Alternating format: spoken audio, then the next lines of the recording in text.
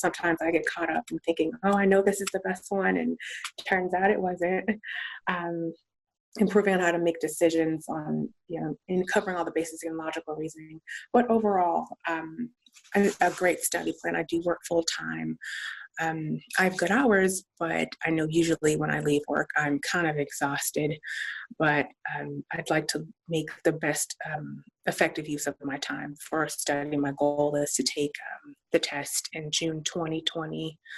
Side note, I'm looking at online law schools, AB accredited, of course, that would accommodate my work schedule.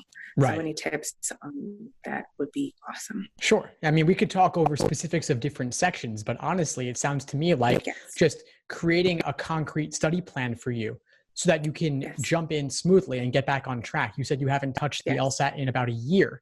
And now your LSAT in June. We're speaking in mid-February. It's only about, 3.5 months away. Not a ton of time. So I want to help you carve out the time to make it happen. Because if you can't make it happen, then everything related to like the tactics and tools and strategies is pointless. So what's your work schedule like? And when do you think you might be able to carve out time to devote exclusively to the LSAT? So I work 8:30 to 4:15, and I commute to work. So I don't know if you know about the DC, DMV area. So I take train transit. It takes me a good 45 minutes to get back out to where I live. If I'm driving, maybe 15 minutes from my train station to get home. So I can get home around 6. I can get home concretely around 6. So I would say 6:30 is a good time frame for me to study. Right now I'm dealing with a medical situation. I'm in physical therapy. But I would say 6:30 is a good time frame for me. 6:30 to about 9, I'd say, would be good. Okay. So what I'm hearing is that you've got about an 8-hour workday, and you also have a commute each way involving a decently long train ride, 45 minutes, and then you have a bit of driving involved as well. Now, you noted the time in the evening as being a time when you could carve out for studying exclusively. What do you see as potentially getting in the way of studying in the evenings? Primarily fatigue. That would be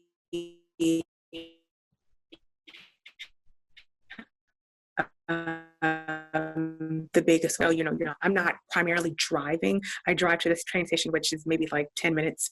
But I guess just the alertness of needing to be, just present on the train, just making sure you're off right stop. I kind of took that for granted when I first started this position, but I do notice just the commute does take something out of me. So what would definitely help are kind of, I guess, strategies that would kind of get to the point that would mnemonics, things I know I do best with mnemonics and things like that. Something in short spurts that I could quickly move on. But something that's also effective I can work through and really feel myself progressing. Right. Okay. Well, it sounds to me like you honestly have plenty of time that you could use to fit in studying, even aside from the evening. I mean, the 45-minute train ride each way, you could do a full timed section within that, because a timed section is 35 minutes. So you got a buffer of 5 minutes on each end. You could make that happen. And then, of course, the timer for the section is also your timer to be alert that your stop is coming up. In the car, the drive each way, you've got 10, 15 minutes. You could listen to the LSAT Unplugged podcast during that time and absorb some information. You could listen to it while you're walking to and from the train station to the car or to your office. Now, the time in the evening, you mentioned fatigue. I could certainly see that being an issue, especially because I've commuted before. It does take a toll on you, no doubt about it. What if you were to stay at work or in the vicinity of work a little bit later before you actually take the train home, so that you're studying before your commute home, not after your commute home? So probably getting to work earlier, are you suggesting? Or well, what I was suggesting is for the evening, after you finish your workday at around 4:30, right? So you finish your workday, you could immediately go to the train station, or you could stay at or near your office and study there before your train ride. But my idea is simply that you don't delay your studying too much, because the later into the evening you get, the more tired you are. And a lot of folks do find that once they're home, in the comfort of home, there are too many distractions, whether it's the people you live with or just all the comforts of home. So maybe you take the train home, and then before you actually enter your house or apartment, you find a coffee shop nearby. So your commute is over, but you're not physically inside your house. So that's another thing you could try. I think that would be better because, okay, that's definitely good. I live in an apartment complex and they do have an amenities area. They have a conference room. So I think it would be good for me just to go straight there as opposed to just going into my apartment. So I think that would work. Nice. So you could make that your study zone. And rather than studying in your apartment, you study in the amenities room, and maybe other people walk in. That's a good way to get a little bit of the distraction element simulated that you'll face on test day, where there will be other people there as well. Right. Okay. That's definitely good. Great. Now, you mentioned that games is the most difficult section for you, and we're getting you back into the groove of studying for the LSAT. And so you have one of my study plans, right? I'm sorry, you took your study guides? Yeah, do you have one of the study plans? No, I don't. Okay, I would suggest getting one of the study plans because they'll break down for you exactly what to be doing every single day over the course of your prep, specifically which LSAT articles to read on my site before doing the relevant practice test problems of that type. So I'll break down, do all the simplest ordering games, then the more difficult ordering games, then the easier grouping games, then the more difficult grouping games, and so on. Because you got to do them by category to better see the connections between different game types. If you're just doing timed section after timed section, it's like you're getting a grab bag. You never know what's going to come next, and it's harder to make those connections. Okay. So I would suggest jumping in with that. You'd probably want to get either the 3-month or the 4-month, depending on whether you want to have a buffer or not. You said the study guide for games?